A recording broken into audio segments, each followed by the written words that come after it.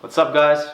Welcome back, and today we're going to be taking a deeper look into the Nike SB Street Hawker Special Edition.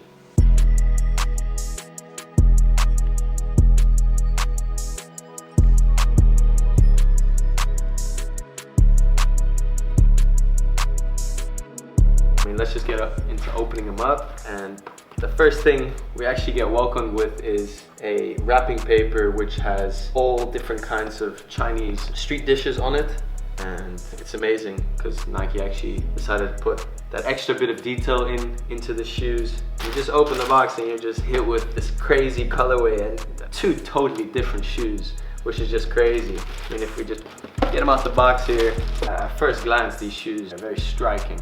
Regarding kind of like the inspiration behind these dunks, it just says it all in the name, Street Hawker. It's a way of describing the food stands in China. The ones you see when you go to an Asian country, you know, whether that be China or Japan, there's always street food, you know. These take inspiration from that. In this video, I wanted to get into that a little bit more and tell you guys about all the little details that show up on these shoes. So yeah, let's get into that. So let me just put the right dunk aside right now. No, we're not gonna talk about that one right now. We're talking about the left one, which most people actually prefer. I'm not sure which one I prefer. I think this one's a little bit more smooth in a way. It's a little bit more like chilled to wear, I guess, if that's the right way of saying it, even though it's still very loud. But I think it all runs with the very heavy colors, the red and the gold toe box and the yellow is a lot more heavy colors, and that's why people might prefer this one. But yeah, let's take a look at all the different aspects. I'm gonna pull out my phone because I have all the individual aspects on here. So the left shoe uses a lighter beige for 3 flour-based dishes. The suede toe box mimics the color and texture of green bean soup from Beijing. Donut patterns on the forefoot pair with the green bean soup is the third thing on here.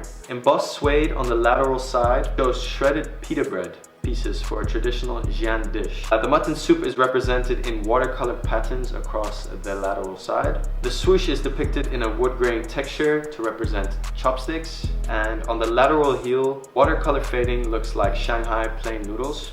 Probably my favorite aspect of these dunks, the little coin here, which is an embroidered 10-cent copper coin, which hints at Yangcheng noodles. The left insole resembles a blue sky inspired by traditional Chinese slang, implying that people treat food as their heaven, which is just crazy. I mean, they really, you know, take their food seriously, and that's probably why their food tastes so much better than here in Holland. But the final thing on here is the blue lining of the left sole, mimicking the blue and white of fine porcelain bowls. So 10 details in this shoe right here, and without further ado, let's get into the right shoe now. Let's talk about the 10 details that go into this one. The right shoe features hotter colors to represent different heats from spicy to sweet. The metallic color on the right toe box is pulled from Chengdu hot pots in which dishes are cooked. The boiling chili oil treatments bubble around the toe box. Ostrich leather on the lateral side is inspired by the crispy roasted goose skin that's famous in Guangzhou. And the silver swoosh resembles the metal hook used to hang the roast goose. The flame and lychee wood used to roast the goose appears in watercolor patterns around the eyelets. Shaved ice and taro bowls, a common Taipei dessert, can be found on the heel counter. And the insole paints the scene of a bench terrace, a landscaping method used to grow rice paddies. Collar lining reflects the color of meat dishes. The yellow outsole represents cooking oils. So that's it for the right shoe. Same amount of details, but definitely a more loud shoe. There's 2 more things, 22 details about these shoes in total, which is crazy. Most people probably who own these shoes don't even know about that.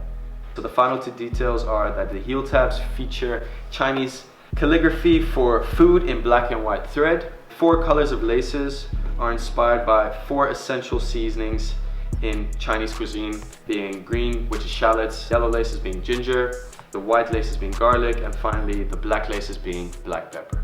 I hope I was able to inform you guys a little bit more about these dunks for those of you who have them. Probably, or I think you should definitely appreciate them more. It just shows you how much has gone into these dunks. If I was to give these shoes a rating, personally, I mean, I would definitely give them like a 5 out of 10, maybe? I think that's a fair number. Nah, I'm playing, guys. I would give them definitely a 10 out of 10. I mean, all I can rate is what they look like and what they, you know, feel like to me. And I was lucky enough to get a pair. I mean, I wouldn't say lucky, I was fast enough to get a pair. Shout out Skate Store Den Haag. I paid retail for them, but knowing their worth, you don't wanna damage them, and that's a very annoying thing to have in the back of your head. And I think it's all thanks to, you know, sneaker culture. I mean, I do respect the sneaker culture and the hustle, but it is, you know, somewhat still very frustrating that we can't go out and you know, skate these dunks and have these crazy shoes on feet. I mean, I can go out and skate them, but you know, the value is around 550 euros, and to skate a 550 euro pair of shoes is just kind of absurd, you know. So it makes more sense to just go get a pair of Nike Blazers for, you know, around 70 euros, and you know, they still look dope. So remember to like and subscribe and leave a comment about, you know, whatever you think about the shoes, or your opinion about the whole dunk reselling thing. See you guys in the next video. Peace out. Shoe drop.